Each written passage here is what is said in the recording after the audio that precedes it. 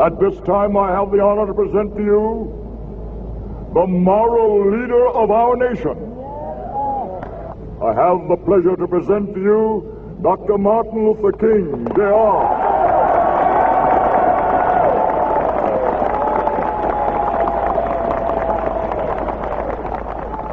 I am happy to join with you today in what will go down in history as the greatest demonstration for freedom in the history of our nation.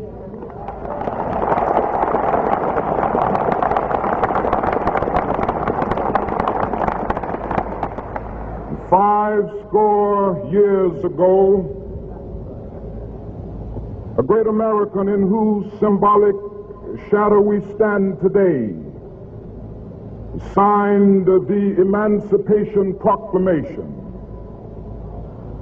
This momentous decree came as a great beacon light of hope to millions of Negro slaves who had been seared in the flames of withering injustice. It came as a joyous daybreak to end the long night of their captivity. But 100 years later, the Negro still is not free. 100 years later, the life of the Negro is still sadly crippled by the manacles of segregation and the chains of discrimination. 100 years later, the Negro lives on a lonely island of poverty in the midst of a vast ocean of material prosperity. 100 years later, the Negro is still languished in the corners of American society and finds himself in exile in his own land. And so we've come here today to dramatize a shameful condition. In a sense, we've come to our nation's capital to cash a check. When the architects of our republic wrote the magnificent words of the Constitution and the Declaration of Independence, they were signing a promissory note to which every American was to fall heir. This note was a promise that all men, yes, black men as well as white men, would be guaranteed the unalienable rights of life, liberty, and the pursuit of happiness. It is obvious today that America has defaulted on this promissory note insofar as her citizens of color are concerned. Instead of honoring this sacred obligation, America has given the Negro people a bad check, a check which has come back marked insufficient funds.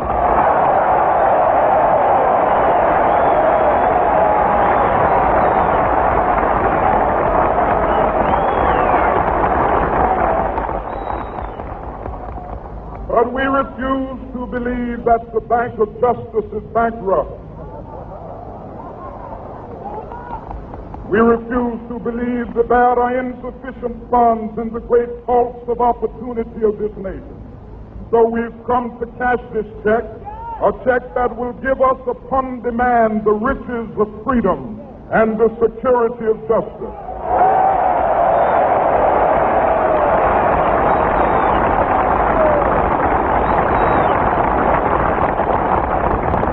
We have also come to this hallowed spot to remind America of the fierce urgency of now. This is no time to engage in the luxury of cooling off or to take the tranquilizing drug of gradualism.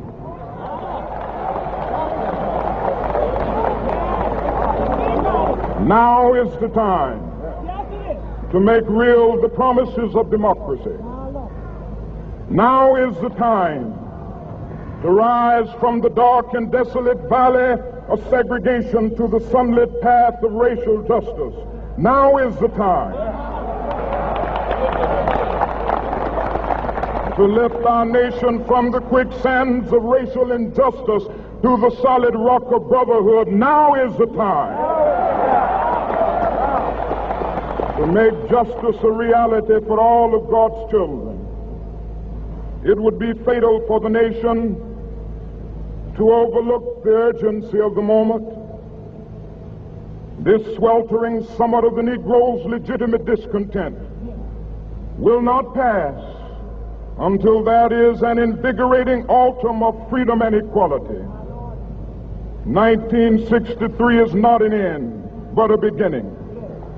Those who hope that the Negro needed to blow off steam and will now be content will have a rude awakening if the nation returns to business as usual.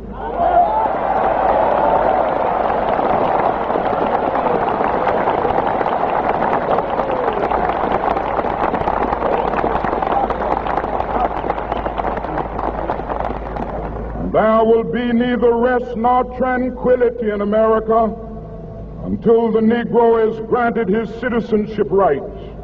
The whirlwinds of revolt will continue to shake the foundations of our nation until the bright day of justice emerges.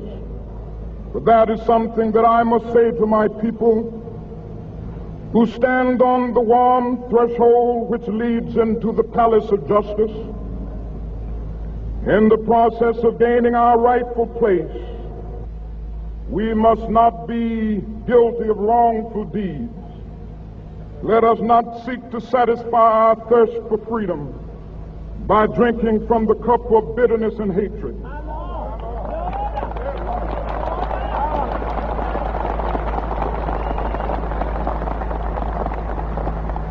We must forever conduct our struggle on the high plane of dignity and discipline.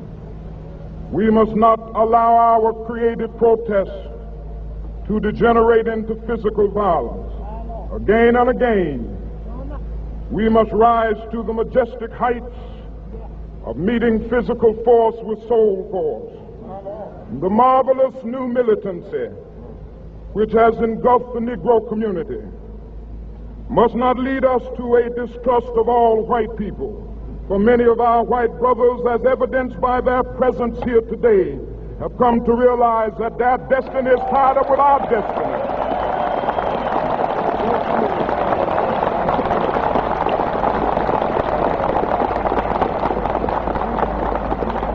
And they have come to realize that their freedom is inextricably bound to our freedom. We cannot walk alone. And as we walk, we must make the pledge that we shall always march ahead. We cannot turn back. There are those who are asking the devotees of civil rights, when will you be satisfied?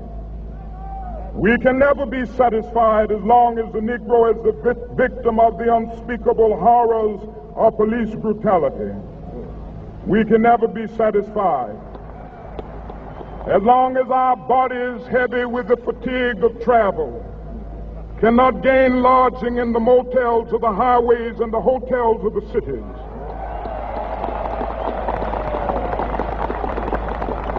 We cannot be satisfied as long as the Negro's basic mobility is from a smaller ghetto to a larger one. We can never be satisfied as long as our children are stripped of their selfhood and robbed of their dignity by signs stating for whites only.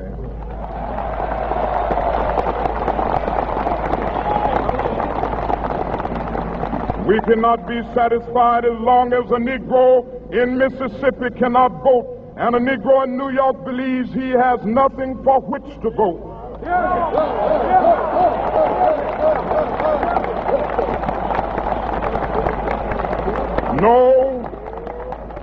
No, we are not satisfied, and we will not be satisfied until justice rolls down like waters and righteousness like a mighty stream.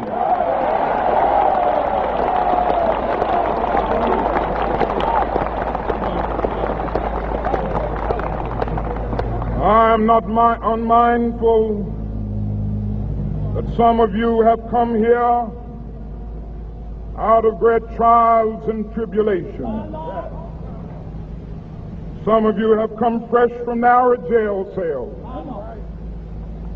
Some of you have come from areas where your quest for freedom left you battered by the storms of persecution and staggered by the winds of police brutality.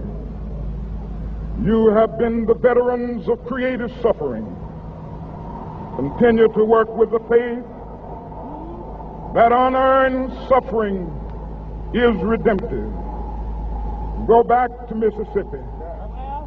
Go back to Alabama. Go back to South Carolina. Go back to Georgia. Go back to Louisiana. Go back to the slums and ghettos of our northern cities. Knowing that somehow this situation can and will be changed. Let us not wallow in the valley of despair.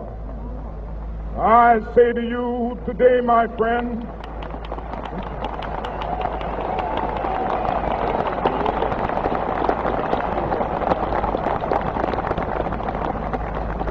so even though we face the difficulties of today and tomorrow, I still have a dream.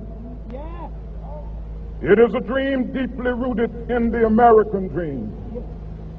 I have a dream that one day this nation will rise up and live out the true meaning of its creed. We hold these truths to be self-evident, that all men are created equal.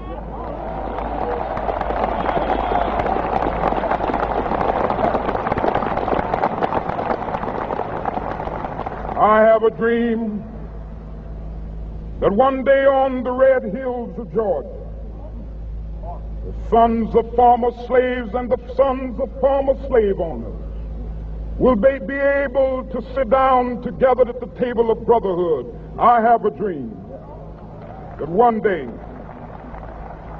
even the state of Mississippi, a state sweltering with the heat of injustice, sweltering with the heat of oppression, will be transformed into an oasis of freedom and justice. I have a dream that my 4 little children will one day live in a nation where they will not be judged by the color of their skin, but by the content of their character. I have a dream today.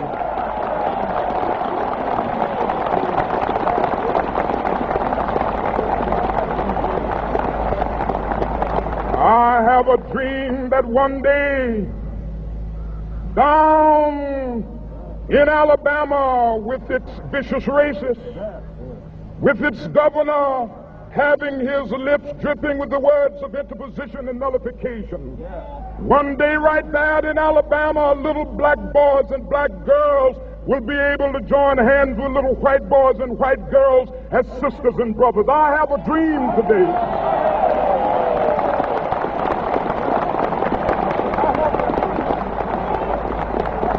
I have a dream that one day every valley shall be exalted, and every hill and mountain shall be made low, the rough places will be made plain, and the crooked places will be made straight, and the glory of the Lord shall be revealed, and all flesh shall see it together.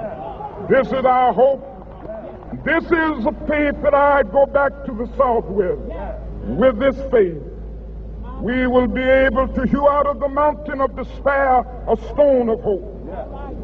With this faith, we will be able to transform the jangling discords of our nation into a beautiful symphony of brotherhood. With this faith, we will be able to work together, to pray together, to struggle together, to go to jail together, to stand up for freedom together, knowing that we will be free one day. This will be the day. This will be the day when all of God's children will be able to sing with new meaning, "My country, tears of thee.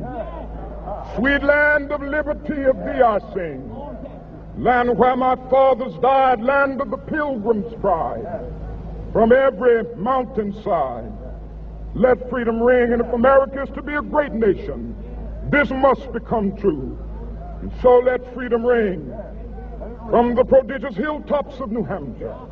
Let freedom ring from the mighty mountains of New York. Let freedom ring from the heightening Alleghenies of Pennsylvania. Let freedom ring from the snow-capped Rockies of Colorado. Let freedom ring from the curvaceous slopes of California.